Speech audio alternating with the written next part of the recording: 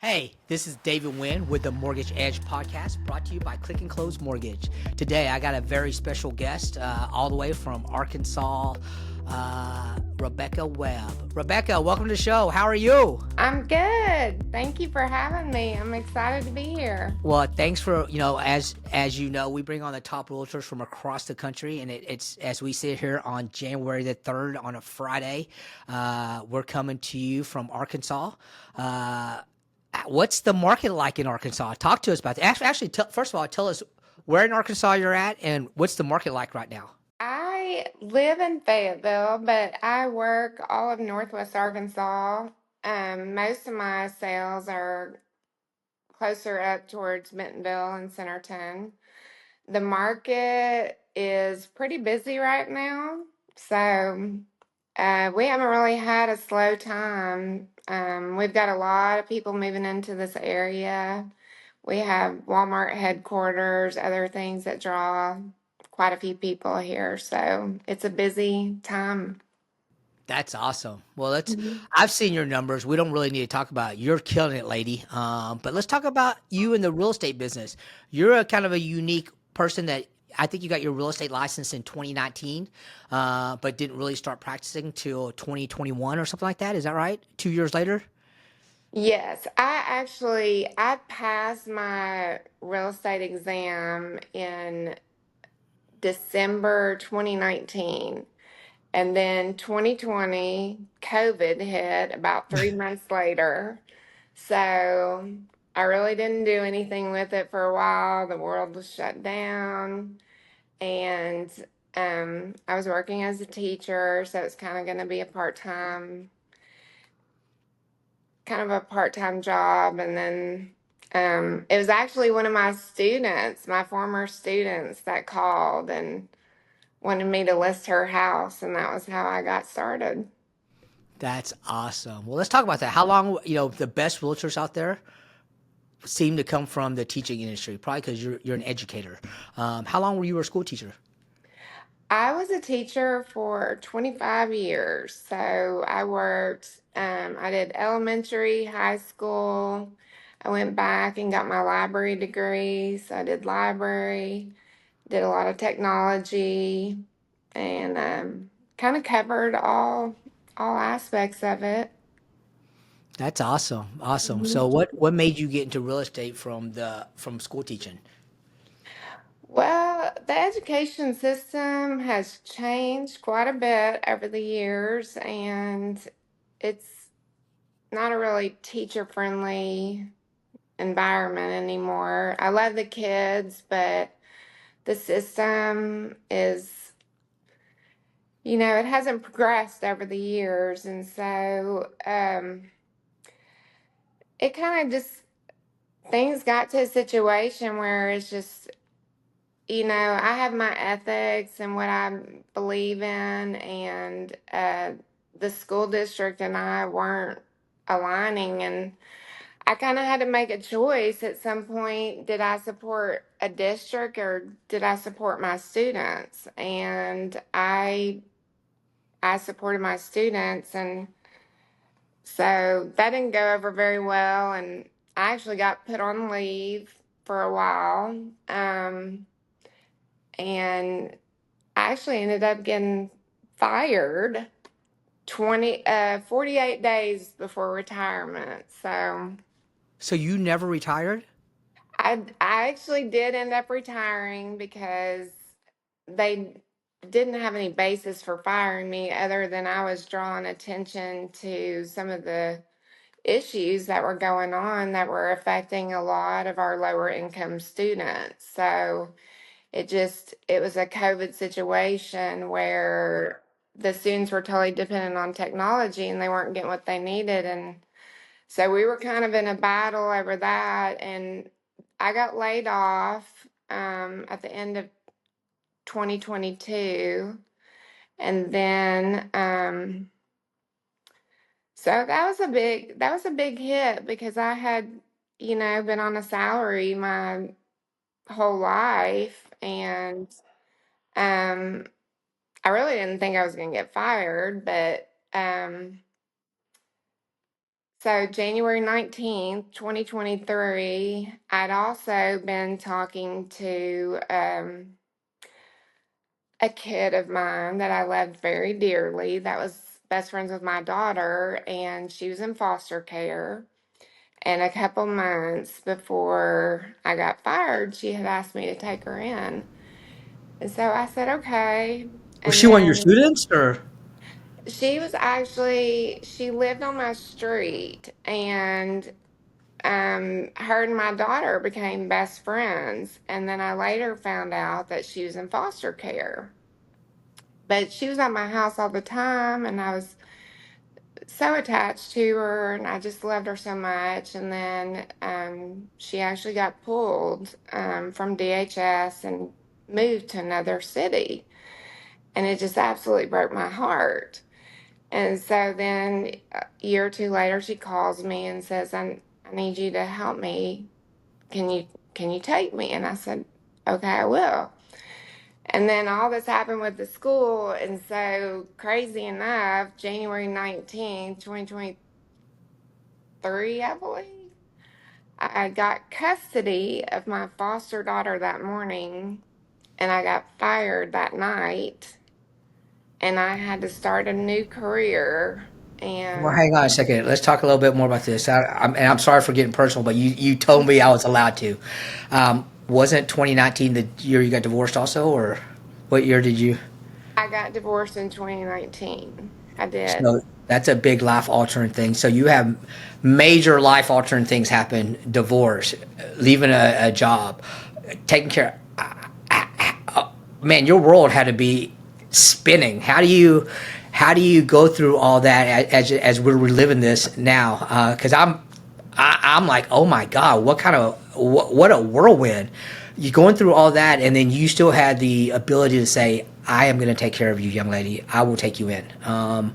You're I don't know if you believe in God, but I do. But you're Oh, definitely I do. I you're definitely do. you're definitely an angel from God because not many people would step up in that situation. Because I can't believe your financial situation was in good shape or you were even prepared to take someone like that. But God had it in your heart to do that, and I commend you for that, lady. That's awesome. Thank you. It's just, I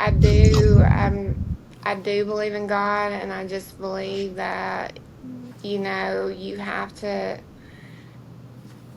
live with good character, and when you do what's right and you walk in the way that's right, I think that things will work out in your favor. And the truth is I was very miserable at my job, and I had been praying. I wanted a way out. I just didn't know how to get out. Like, how do you get out of a career where you've Right. worked your way up to the top, and everything that I had looked into and wanted to do, I would have to start at the bottom. Well, I've got three kids I've got to support. How am I going to start at the bottom wage? But, when it comes down to it, like, I have to do what I think is right and then just trust that it's going to work out. And that's what I did. So so let's talk about that. I mean, from 2019 to 2022, how big your life had to be a struggle. Uh, yeah, it was, I sold everything I had to buy. I sold all the jewelry I had, except my mother's, who had passed away from cancer. I sold all the jewelry I had to get the down payment for my house. And that's how I bought my house. That's how I got into my house. On $4,000 a month, there's not a lot of room to save money, especially when you're raising kids.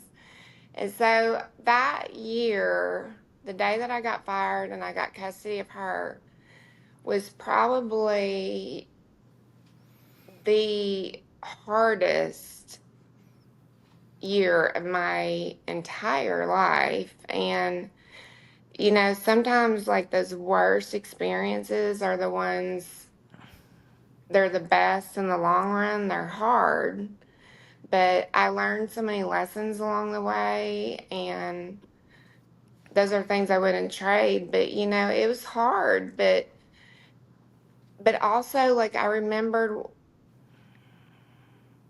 having to go through that struggle is something that I'll never forget. So when I work with these families that are struggling, wanting to get in the home, and they're struggling with this or whatever, I mean, like I feel that, and I want better for them. And, we all need somebody at different times in our lives to take us by the hand. And so I'd actually looked for a new company, and I found it when I was on leave, and I found this job at Better Homes and Gardens. And I came down here and interviewed, and believe it or not, I cried through my interview. Because you got to realize, okay, I'd been a teacher for 25 years. This is what I Right? knew. And so everything I knew was gone, and now I have a foster kid, and I am in foster care. I have to go to, you know, DHS classes, and I had never in my life, I'd never been on food stamps. So I had to learn how to get on food stamps, and I had to learn how to get my kids on health insurance, free health. And this world was something I didn't even understand. I'd never been there. So it was a lot. And I came to Better Homes and Gardens. I did not make a sale. I think I got here November 1st. What year? Uh, 2022, the Okay. year I got laid, while I was laid off, I came over here, and because it said it had health insurance. So I was like, I'm about to lose my health insurance. And it was the only brokerage that I saw that ever offered health insurance. So I came over here and cried through my interview, and I kept showing up every day. I wasn't that productive, I'll be honest. Um, but the day I got fired, January 19th, the day I got fired, I woke up the next day and I was like, listen, girl, you got to get up. You've got to get up.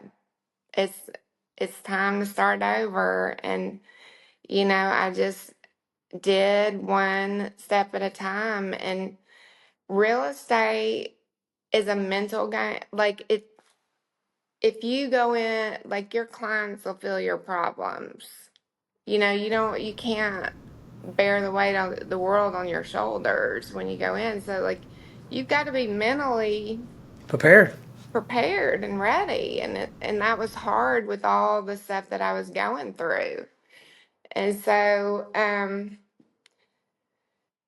but I'll tell you that when you just trust the path that's been set before you, and that's what I learned during my struggles. I was like, I just have to trust. Like I can't do it on my own. And so I got led to this brokerage, and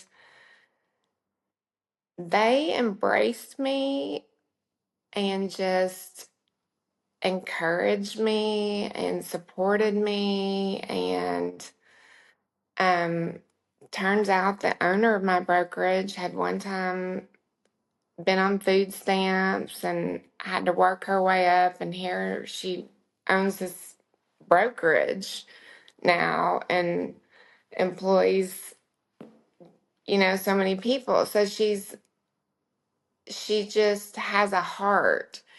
And so she did so many things to support me, and she does it for everybody, but she even has life coaches for us if we need that. And um they saw something in me that at the time I couldn't see in myself, but they invested in me.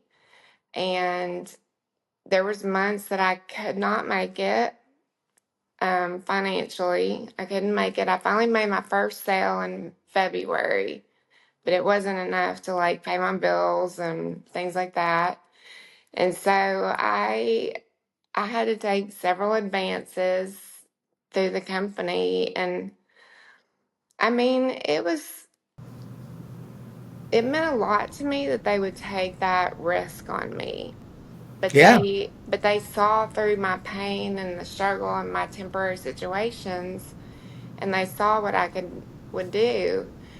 And I remember one time I came in and I just kind of was feeling discouraged, whatever, and I walked in the door and my broker, Marion, was standing there at the door, and she looked at me, and I didn't say anything. She didn't know anything going on at that time, and she looked at me and she goes, "I just want you to know, I don't ever want you to leave for money." She's like, "We need you.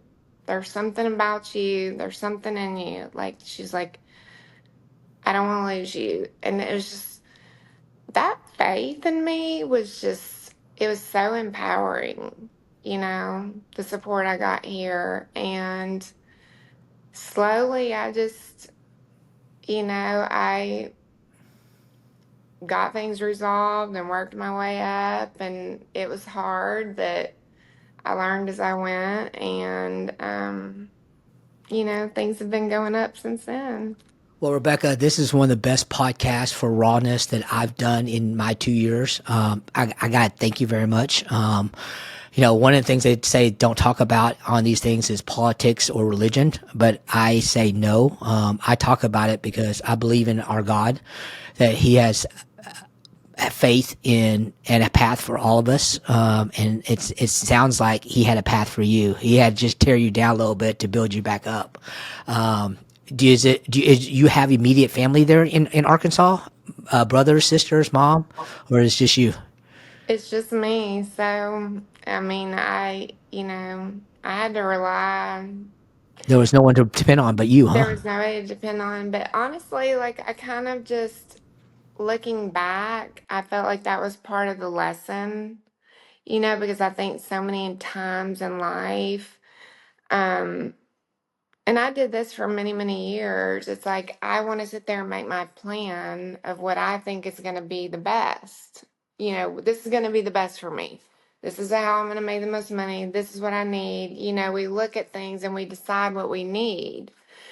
And when I got down to my breaking point of, I mean, I'm gonna tell you that year it was hard. I mean, there was days that I ate one meal a day, just save money, or ate snacks at work and just like, I didn't have it, and I had I'd had to burn through my credit to make it, so I was racking up debt. But I was just like, I just had, I was just like, I'm gonna make it, and I'm gonna pay all this back. This is what I have to do right now to survive. Like, it's stressful to run up a lot of debt, but like that's just what I had to do. And so, I just, it was it was a struggle. It was a struggle. I mean, Let's get to the good part because now the rawness that we just witnessed. I can see why you're the best realtor out there. I can see because you care. You've been through there. We look at I look at you and I see this beautiful woman from Arkansas and I think, oh, she probably has a silver spoon. Her life has been easy her entire life, and just the rawness of what you just gave us is why your people probably love you so much and why you care so much. When you help that first time home buyer that is a single mom or the first time home buyer that's struggling because they have to sell their house because they can't financially make it, those are all amazing things. But even more amazing, let's talk about the last 2 years. You went from the dumpster to the penthouse in a very short time. Uh, basically. I don't want to talk about this, but in 2024, what was your volume? How much volume did you do? How many transactions? How Um, many volume? Do you have any idea? Round figures? I did about 13 million. Yeah, 13 million in less than 2 years, which Oh, was that more than what 13 million was 2024 or 2023. I did about five and a half. yeah. Um, And you're and getting I double, and you're getting and I double that this year. doubled it, yeah. And there's no doubt in my mind in 2025 you're going to double it. So let's talk about the good stuff. From Right. 2023 to 2025, you went from having one sale in 20 to a couple of sales, and all of a sudden, what was it? What was the lot? What was it that got turned on in you? Because I can see that smile. What was the event that happened that just put it all together and you became super realtor? I think it was just, you know,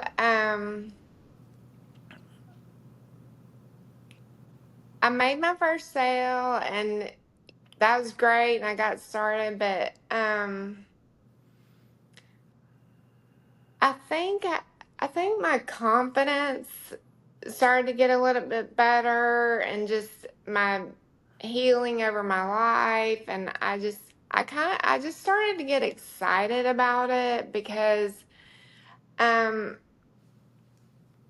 I enjoy I enjoy challenges. Like I like to learn, I like to do things, I like to reach limits that I haven't reached before, and as I got started in real estate, I just absolutely started to love it. And I think the things that I started to love about it the most was, um, there's so many different types of people in it.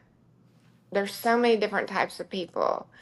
Um, I love all the personalities, the cultures, the just backgrounds that everybody came from. Like I love meeting new people. Um, so it's just I love learning new ways. Like I had this Indian client that I had that I just honestly I'll tell you sometimes I end transactions and I get a little sad. If you've ever been like say you binge watch a show, right? And you get to the last season Season, yeah. and then you're like, oh my gosh, it's over, like what do I do? Like I love that show. I mean, there's closings I get to, and I'm like, but I'm gonna miss you. Like I've seen you so much, And so I get these clients that I just get attached to, and we have good conversations, and we talk about their religions and where they came from, and I love that, and I love working at a brokerage that just embraces people and encourages people, and it just all became so positive. And another thing is in teaching, and I did hear this on one of your other podcasts from another teacher. Teaching as hard as you work and as much as there's nowhere to go, and in real estate, like you can be what you want to be. If you want to work hard and grind it out, and like you can, Yeah. and you can reap all that you put into it. And that's something that I wasn't able to do. So it just became very empowering, and I work for myself, and I work at a place that I'm encouraged to be myself. And I mean, it's just, I feel like my life is so full and so free and just, you know, open to wherever I'm gonna go. Well, you are amazing, lady. As we sit here in, like I said, January 3rd, 2025, first 3 days of the year, I have no doubt you're going to double what you did. Your broker who had faith in you saw something. She obviously knows how to pick them, because I could tell you this: most brokers don't give advances. 99.9% of them, they just don't do that. There's more people that fail in real estate than succeed. That's just the God honest truth. But the reality of it is, lady, you are killing it. Let's talk about your lead source. Does your company give you leads, or is it all organic? It's all you out there generating yourself. How do you generate your leads? Well, my company does, they do give us leads. We do work with Zillow. Okay. So we're connected with Zillow. This is a great place to start, especially when you're getting out. Like when I started out a different brokerage. You had to come up with your own leads, your own advertising, your own this, that, and the other. Um, and of course, you're going to end up working with a lot of people that you know. Um, Here we work with Zillow. So I'll get my leads through Zillow when I answer the phone. Um, you're eventually like, you meet more people, you make a little bit less per transaction, but at some point, those people that you work with become your clients. Right. So, and you foster those relationships, and if you take good care of people, they come back. And so I I work through Zillow, but then I also build Sphere of influence. Yep. my own sphere. So it's kind of it's kind of works out as two different systems. So it's been really good, and I actually really enjoy it because the area that we live in, we have the Walmart headquarters in Yeah. Bentonville, and so with that, Bentonville or Walmart requires a lot of people to transfer in. Well, they don't know people here. A lot of people want to flip through Zillow and things like that. So it's kind of the way the world works, especially if you're moving from one place to another. And so we'll get those transfers in, and but then it's just kind of up to you to make that connection and do those people want to work with you or not. Is your company on the reload list for Walmart? No, we're not. We have to get approval to do that. We'd like to be, but yeah, we're Yeah. working towards it. Mhm. Yeah, so it's just people coming in, they're finding a local realtor Mhm. and everything Mhm. else. So, okay. Well, as much as I would love to sit here and talk to you all day, I'm gonna have to table this because I know you have people that you need to go show houses to and everything else. What did we not talk about that we should have talked about, Rebecca? Um, I think I mean, the thing I would say, I think, I think just to be an authentic person, I think when you are, people see that in you, and I think that's kind of the most important thing. My clients are first. Making money is not first for me.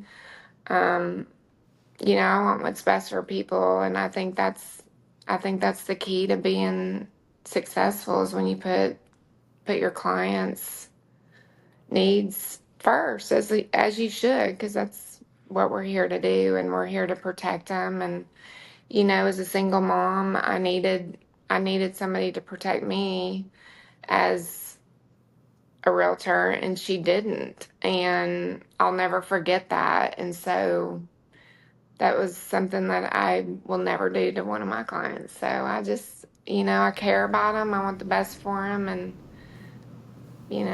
so. Well, with that being said, if I'm looking in the Fayetteville, Bentonville, Arkansas area, there's only one lady I'm going to be using as my real estate agent, and that's Rebecca Webb. So if the people want to find you, and I know they do, how do they get hold of you, Rebecca? You can call me. My number is 479-409-8134. So one more time, 479-409-8134. And if you are watching us live, you saw that go across the lower thirds. Rebecca, I know 2025 is going to double your numbers, and I can't wait to follow up with this. I'd like to follow up with you maybe in 6 months in a year and do another one of these and just check in on Rebecca Webb and see how she's doing. Well, how's that sound? Absolutely. I love it. Absolutely. I love it. I love having realtor partners out there that are doing great things out there. This was a great podcast. To get to see the real Rebecca Webb, and everybody. I look at you, Rebecca, and like I said, I see movie star. Not trouble in the world, and for you to come on and give us the real Rebecca Webb, the rawness, because that's what we all have. We all have flaws and stuff like that. I can see why people are attracted to you, because you have a natural attraction that people are drawn to you. Probably because you care so much, and that's why you're going to help them get into the largest purchase of their life. So, well, first of all, thank you Thank for being you. on this show. My name is David Wynn. I'm with the Mortgage Edge podcast. Thanks for being with us today, guys. Bye. Bye. Thanks.